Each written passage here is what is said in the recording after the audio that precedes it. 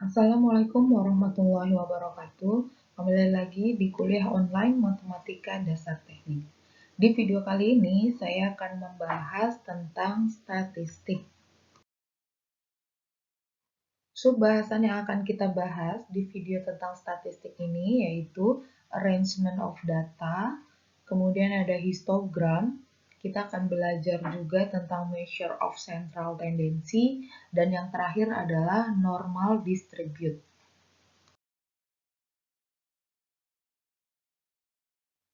Sebelum kita masuk ke pembahasan pertama, saya akan jelaskan dulu tentang definisi dari statistik.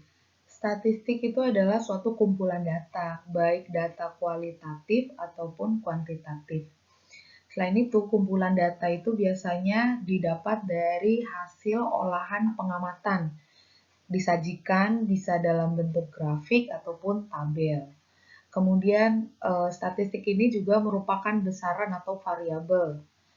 Biasanya ada yang disebut sebagai distrik atau data yang bisa dihitung atau harganya pasti, jelas, sedangkan ada data yang bentuknya malar atau hasil dari pengukuran.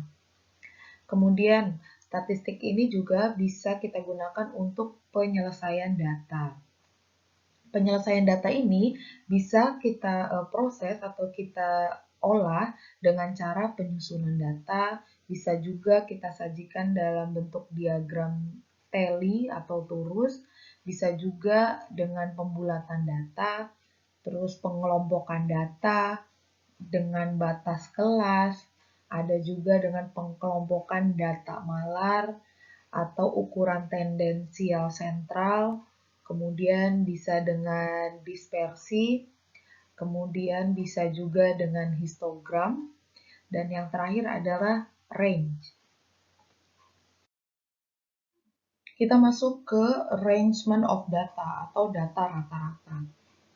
Data rata-rata ini bisa kita olah dengan langkah pertama yaitu penyusunan data. Contoh, di sini saya punya 30 data, yaitu data yang diperoleh ini masih acak ya, dalam kondisi acak.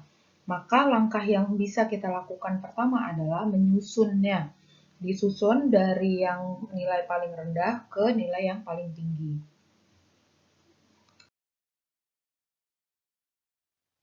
Setelah data kita susun, itu akan mempermudah kita dalam menampilkannya atau menyajikannya dalam bentuk tabel seperti ini. Di sini tabelnya saya buat bentuk nilai dan number of time, maksudnya berapa banyak data itu. Kalau dia sudah berurutan, maka kita akan lebih mudah. Data 25 itu ada berapa banyak, data 26 itu ada berapa banyak, 27 ada berapa banyak, dan seterusnya.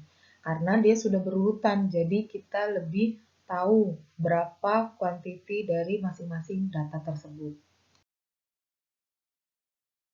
Atau bisa juga data yang sudah kita susun tadi kita sajikan dalam bentuk tally marks atau diagram turus. Ini biasanya kita sering melihat kalau ada pemilihan ya. Ini akan lebih mudah. Nah, ini sama aja nilainya. Jadi, nilai tally mark ini atau turusnya ini merupakan frekuensi atau data, berapa banyak data yang dimiliki.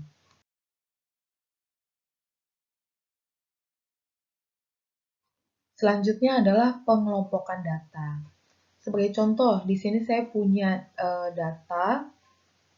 data ini dia acak, maka kita harus tahu nilai terkecilnya berapa, paling besarnya berapa. Kalau dari data ini nilai terkecil adalah 11, sedangkan nilai yang paling besar adalah 66. Kalau kita lihat range-nya ini adalah bisa kita bagi menjadi 6 kelas atau 6 kelompok.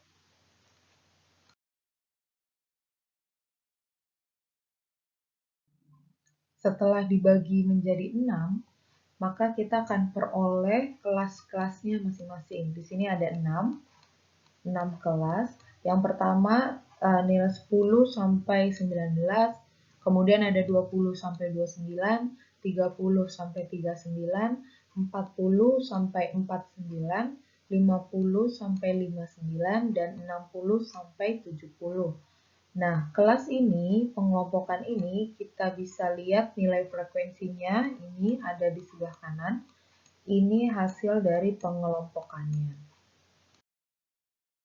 Selanjutnya adalah pengelompokan data malar. Data malar ini biasanya data hasil pengukuran, di mana nilai yang diperoleh itu nggak selalu bulat, atau biasanya kita lihat bentuknya pecahan. Oke, di sini saya punya contoh untuk mengukur panjang dalam milimeter. Ada 40 data yang kita peroleh, yaitu nilai terendahnya itu adalah 20,41, sedangkan nilai tertingginya adalah 21,16. Dari nilai terendah dan tertinggi ini kita dapat interval sebesar 0,10. Setelah dihitung intervalnya, maka kita peroleh pengelompokannya. Banyak pengelompokannya ini adalah sebanyak 8 kelas. Dari masing-masing kelas ini, kita tahu nilai frekuensinya atau banyaknya data. Bisa disajikan dalam bentuk frekuensi ataupun T5. Selanjutnya, data tersebut kita hitung relatif frekuensinya, yaitu frekuensi ini dibagi dengan jumlah frekuensi total dikali 100%. Maka hasilnya adalah 2,5 dan seterusnya. Selanjutnya adalah pembulatan data. Kalau kita hasil dari malar tadi atau hasil dari pengukuran, biasanya kita dapat nilainya tidak bulat. Seperti contohnya misal 21,7. Maka ini bisa kita bulatkan menjadi 22. Selanjutnya ada 21,4, maka ini bisa kita bulatkan menjadi 21. Selanjutnya, untuk nilai angka pertengahan, contoh kayak misalnya 21,5 atau 42,5, maka pembulatannya untuk yang 21,5 ini bisa dibulatkan ke atas, yaitu hasilnya 22. Kemudian untuk yang 42,5 ini bisa juga kita bulatkan ke atas menjadi 43. Selanjutnya adalah batas kelas.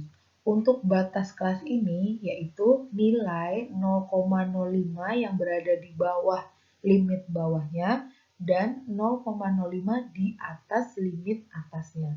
Contoh, kita punya nilai 7,1 dan 7,3. Maka nilai ini memuat harga di antara 7,05 dan 7,35. Selanjutnya ada juga yang disebut dengan interval kelas. Interval kelas ini adalah selisih antara batas atas dengan batas bawah dari kelas tersebut. Contohnya, misal selang kelas itu adalah batas atas kelas dikurang batas bawah kelas. Contohnya kayak tadi 7,35 dikurang 7,05. Maka selang kelasnya atau intervalnya adalah 0,30. Jadi yang harus kalian ingat adalah ketika kalian punya data, itu kalian harus urutkan dulu data tersebut dari nilai yang terkecil sampai yang terbesar. Kemudian kalian kelompokkan sesuai dengan kelasnya, selanjutnya baru bisa kalian hitung frekuensinya. Oke, untuk contoh soal latihannya, kalian bisa lihat di Classroom. Itulah pembahasan dasar tentang statistik. Semoga bermanfaat. Wassalamualaikum warahmatullahi wabarakatuh.